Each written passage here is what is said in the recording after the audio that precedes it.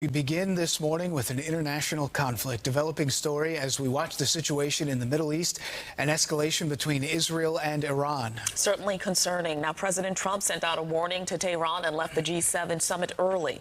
Let's get right to Good Day's Robert Moses. He joins us this morning in studio with the very latest. Robert, good morning.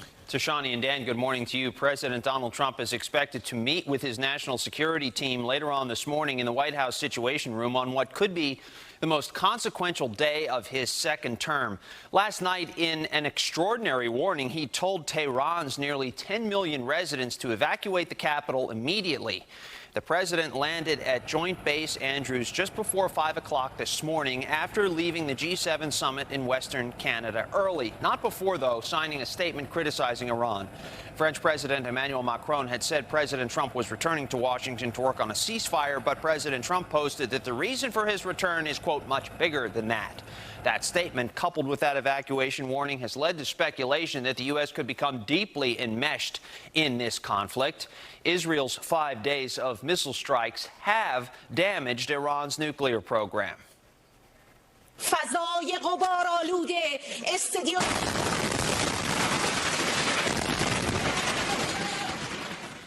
Yesterday, Israel widened its strikes, bombing Iranian state television while an anchor was on the air. But so far, Israel has been unable to take out Iran's Fordo uranium enrichment facility that is buried deep underground. And that's where the U.S. could enter. Only the U.S. has the so-called bunker buster, this 30,000-pound behemoth of a bomb, and the ability to deliver it that could ultimately destroy that nuclear facility. But does President Trump provide that weaponry to Israel and risk escalating this conflict? That is the decision he has to make imminently. Overnight on Air Force One, the president sounded as though he is quickly losing patience with Iran. They should have done the deal. I told them, do the deal. So I don't know, I'm not too much in a mood to negotiate.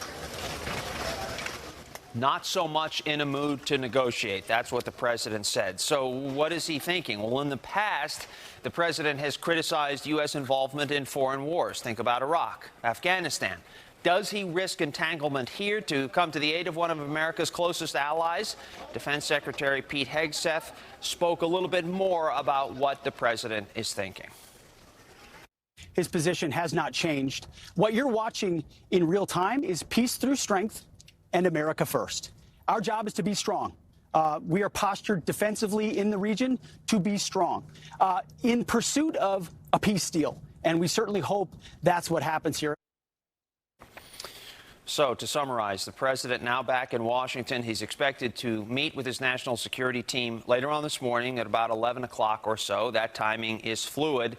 And at that meeting, he could very well decide whether to give Israel that so-called bunker buster, and in doing so, entangle the U.S. in what could become an enormous conflict. Dan and Tashani, back to you. All right, Robert, thank you for that.